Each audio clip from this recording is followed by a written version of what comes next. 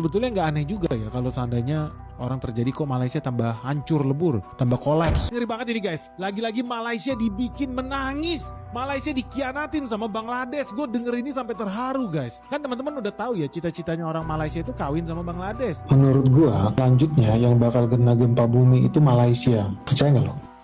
Kok itu sotoy? Mau banding-bandingin lagi kayak gini. Menteri kami memang ngomong, tapi nggak ngomong jadi budak negara lu ya, oke?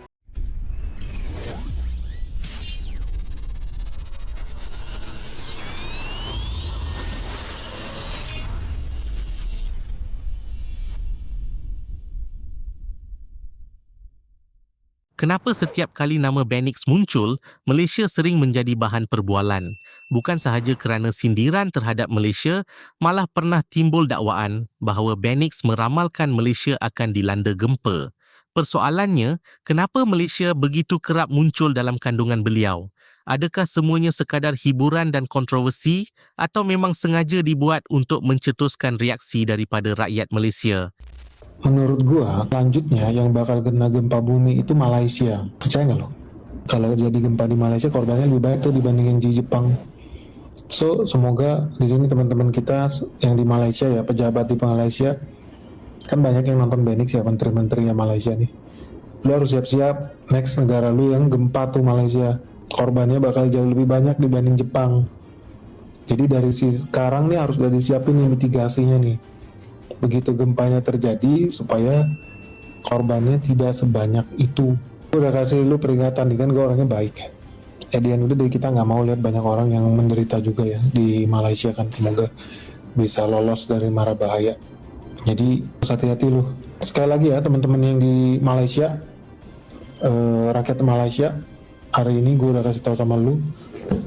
Setelah Jepang hancur nih kena gempa, selanjutnya adalah negara Malaysia. Jadi lu harus bersiap-siap dari sekarang. Wajib next term nih bagiannya Malaysia nih kena gempa nih. Dan korbannya bisa lebih banyak dari korban jiwa yang di Jepang. Kalau lu tidak siap. Gempa bumi. Aduh, Tuhan Yesus tolong. Tolong Tuhan Yesus. Cari dulu Gaby, Cari Gaby dulu. Cari Gaby di sana barangkali mana. Cepat.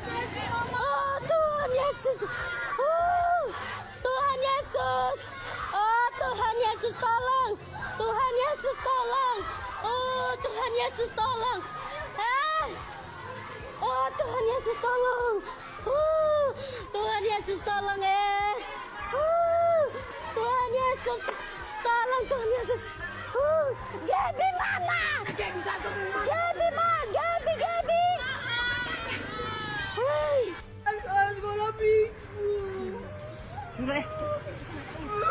Hancur kami punya gereja, kesian.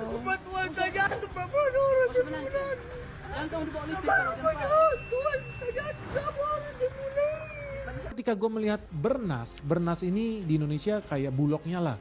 Bernas ini padi beras nasional.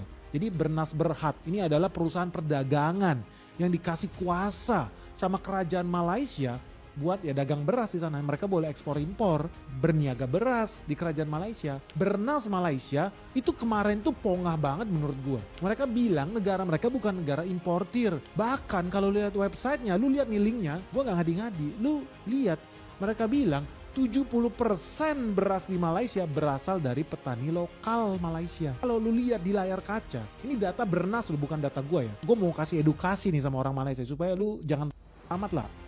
Kok itu sotoy? Mau banding-bandingin lagi kayak gini. Menteri kami memang ngomong, tapi nggak ngomong jadi budak negara lu ya, oke? Karena apa? Lu tahu nggak sistemnya ekspor impor kita tentang minyak ini? Kita itu jual minyak mentahnya ke negara lu. Kita cuma butuh refinery kalian, makanya kita setelah menjual minyak mentah kami ke negara lu jual balik ke negara kami. Gitu prosesnya, bro. Kalau bicara tentang perdagangan keseluruhan, negara kita itu surplus. Ngerti nggak? Kita ekspornya surplus 13,1 miliar tuh. Sedangkan kalian cuma 11,1 miliar. Dan saat ini saya dengar negara saya sudah melakukan upgrade refinery, ya. Mungkin sekitar 2029 atau 2030 refinery kita selesai. negara lu bakalan kehilangan pasar gede. Paham dari sini? Nggak usah sombong dulu. Coba carilah prosesnya seperti apa. Jadi negara saling menggantungkan kok sama kayak paling wah aja. Aduh, please lah. Benix mengatakan kita budak impor dari Amerika dan Jepang itu bukan masalah BBM doang. Oke? Banyak kebutuhan pokok yang kami butuhkan seperti gandum, kedelai dari negara itu, ya. Negara lu juga pasti butuh juga jadi budaknya Amerika kan? Malah lebih parah dibandingkan kita. Aduh, please lah. Nggak usah sombong lah ya. Ngeri banget ini guys, lagi-lagi Malaysia dibikin menangis. Malaysia dikhianatin sama Bangladesh. Gue denger ini sampai terharu guys. Kan teman-teman udah tahu ya cita-citanya orang Malaysia itu kawin sama Bangladesh. Malaysia nangis gara-gara ditipu Bangladesh. Itu yang Benny bilang. Malaysia nangis kerana cewek-cewek Malaysia berkejaran untuk menikah dengan warga Bangladesh. Itu yang Benny bilang. Benny, kalau kamu nak kata kerajaan kamu dapat ekspor bus ke Bangladesh, you cerita aja. Tak payah usik Malaysia, tak payah kata Malaysia macam-macam. Saya nak bagi tahu pernyataan yang benar lah. Banyak TKW diinyaya oleh mereka. Banyak TKW ditipu oleh mereka. Sampai ada dihabisi nyawa, kamu tahu. Itu fakta yang harus kamu tahu. Ya, rakyat Malaysia ada bernikah dengan warga ini. Tetapi mereka bernikah secara sah di KUA kantor agama. Di pejabat agama kami dinikahi oleh mufti, bukan menikah sembunyi-sembunyi di bawah kongsi, tidak. Itu kami di Malaysia. Cuma TKW kamu banyak ditipu oleh mereka, termasuklah di Singapura dan di Timur Tengah. Ngeri banget ini guys, lagi-lagi Malaysia dibikin menangis. Malaysia dikhianatin sama Bangladesh. Gue denger ini sampai terharu guys. Kan teman-teman udah tahu ya cita-citanya orang Malaysia itu kawin sama Bangladesh. Cita-cita Mereka tidak balik ke rumah dan paksa bermalam berduaan di hotel berkenaan dengan alasan ialah kerana mereka tidak mendapat Grab, iaitu khidmat kereta sewa yang telah melalui online. Walau bagaimanapun alasan berkenaan itu sebenarnya merupakan alasan dangkal yang tidak patut digunakan oleh mana-mana pasangan, sebab sebenarnya maksiat itu boleh dielak dengan pelbagai cara. Jadi tak boleh guna alasan bahawa mereka tidak dapat Grab. Begitupun yang dilakukan ketika Indonesia dibom. Zaman dulu kalau lu belum lahir ya, gue ingetin lagi, Indonesia pernah dibom. Marriott di Jakarta, cafe yang ada di Bali, dan di banyak tempat lain lagi lah di Indonesia. Yang sebetulnya di situ lu bisa lihat mereka cuman proxy. Proksinya siapa? Orang bilang, oh ini kelompok teroris garis keras gitu kan. Tapi kalau lu lihat mereka cuma proksi. Proksi siapa? Proksinya Malaysia, proksinya CIA. Yang namanya Malaysia kan dekat sama Amerika ya, wajar lah. Jadi termasuk proksinya negara yang ada di Timur Tengah. Jadi mereka bisa menjalankan program cuci otak lebih masif lagi di Indonesia. Nah, sebetulnya nggak aneh juga ya kalau seandainya orang terjadi kok Malaysia tambah hancur lebur, tambah kolaps. Nggak usah heran, bukan cuma Benix kok yang berhasil meramai kehancurannya Malaysia. Lu tahu Christina itu BRTW bukan orang sembarangan, dia itu ketua Kadinnya guys. Kadin itu kamar dagang industri yang ada di Malaysia, namanya MICI kalau di sana. Jadi Malaysian Chamber of Commerce. Dia bilang ya perang dagang di Amerika Serikat pasti menyebabkan gelombang PHK besar, spesifik nih. Dan menurut perhitungan dia minimal ada 50.000 lapangan kerja yang hilang. Kenapa? Salah satunya karena perjanjian dagang Amerika Serikat dan Malaysia merugikan Malaysia guys. Dan itu jelas lu lihat di artikel nih. Presiden Donald Trump gara-gara menerapkan tarif ke Malaysia, tarif Malaysia itu akan menghancurkan 50.000 lapangan kerja. Dan yang terpengaruh siapa? Lapangan kerja yang ada di Penang, Johor, Klang Valley. Udah pasti akan semakin nyungsep, kata Malaysian International Chamber of Commerce and Industry MICI. Yaitu presidennya Christina T ini. Menurut Presiden Kamar Dagang Malaysia ini, ya sektor yang paling beresiko tinggi menurut dia adalah sektor yang berhubungan dengan elektronik, sektor pabrik sarung tangan, otomotif, dan sektor-sektor yang memproduksi barang ekspor. Ujung-ujungnya apa? Produk mereka makin mahal. Dan banyak pelaku usaha di sektor ini adalah pengusaha UMKM. Artinya dari sini teman-teman bisa tahu ya bahwa memang tarifnya Donald Trump ini bakal menghancurkan perekonomian Malaysia guys. Dampaknya itu sangat-sangat signifikan. Dan makanya teman-teman gak usah heran ya, kalau di tahun 2025, ini full year ya, GDP-nya Malaysia itu tumbuh 5,2%. Oke, gimana dengan tahun 2026? Karena mereka sudah berhasil menggadaikan negaranya di tahun 2026, lu udah tahu dong, GDP mereka diprediksi bisa jatuh ke 4%. Menurut pemerintah Malaysia sendiri, bukan menurut Benix bro. Lu lihat datanya, menurut pemerintah Malaysia, GDP Malaysia di tahun 2026 akan nyungsep. Tadinya 5,2%, sekarang bakal jadi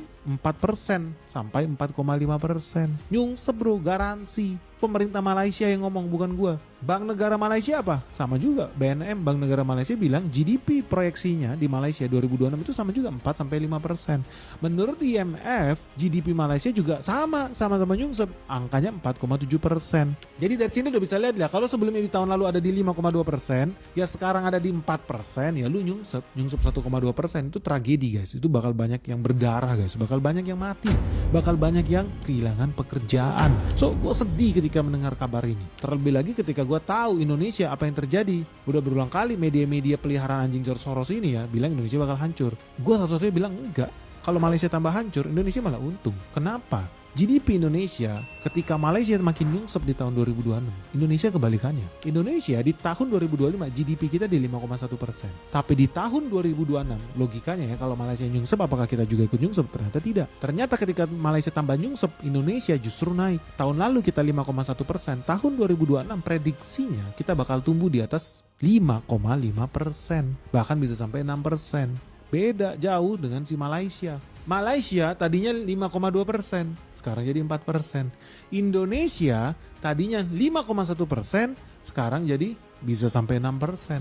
Ini menurut pemerintah Indonesia ya, antara 5,5 sampai 6%. Oke lah versi pemerintah. Versi yang lain gimana? Versi Bank Indonesia kita itu antara 4,9% sampai 5,7%. Tetap aja sih growing. Nah versi IMF sendiri gimana? IMF ternyata bilang Indonesia GDP-nya tetap 5% guys. Dan bahkan kemungkinan lebih lagi dari 5%. Jadi dari sini lu bisa lihat lah bahwa kalau orang bilang Indonesia dirugikan dengan tanda tangan tarif Donald Trump, no. Malaysia dirugikan, yes, persis. Indonesia diuntungkan. Makanya lu bakal lihat sendiri, dibuktikan lah tahun ini nanti kita ketemu lagi nih di akhir tahun 2026 dan kita buktikan apakah iya Indonesia GDP-nya minus, no. Gue yakin justru malah bertumbuh. Dan gue pede banget kalau pemerintah cuma bilang 5,5%, gue yakin bahkan bisa sampai 6%. Lu bayangin, Malaysia cuma 4% dan Indonesia kalau bisa 6%, oke, good news. Bakal lebih gampang kita catch up ke 8%. Dan kita harus punya cita-cita bener-bener nyentuh 8%. Karena Vietnam aja tahun ini targetnya udah tumbuh 10%. Tahun lalu mereka berhasil achieve 8% lah. Vietnam aja bisa, kenapa Indonesia nggak bisa? Kita jangan mau kalah dong, malu dong.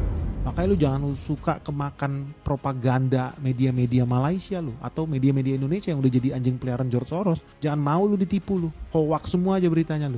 Karena ya faktanya ya diakui Indonesia ekonomi kita bakal tumbuh di atas 5%. Malaysia di bawah 5% guys. Kalah sama kita.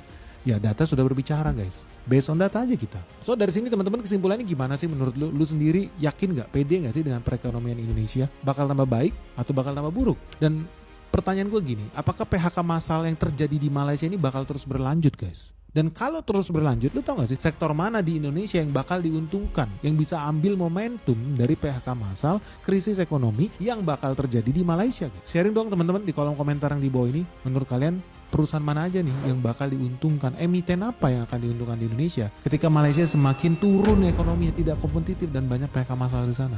Menurut kalian emiten apa ya yang bakal diuntungkan? Sharing dong pandangan kalian di kolom yang ada di bawah ini. Dan lu yakin gak Indonesia bisa tumbuh di atas 5,5% mengalahkan Malaysia? Kalau iya alasannya kenapa? Kalau enggak alasannya kenapa? Tulis juga segera di kolom komentar di bawah ini.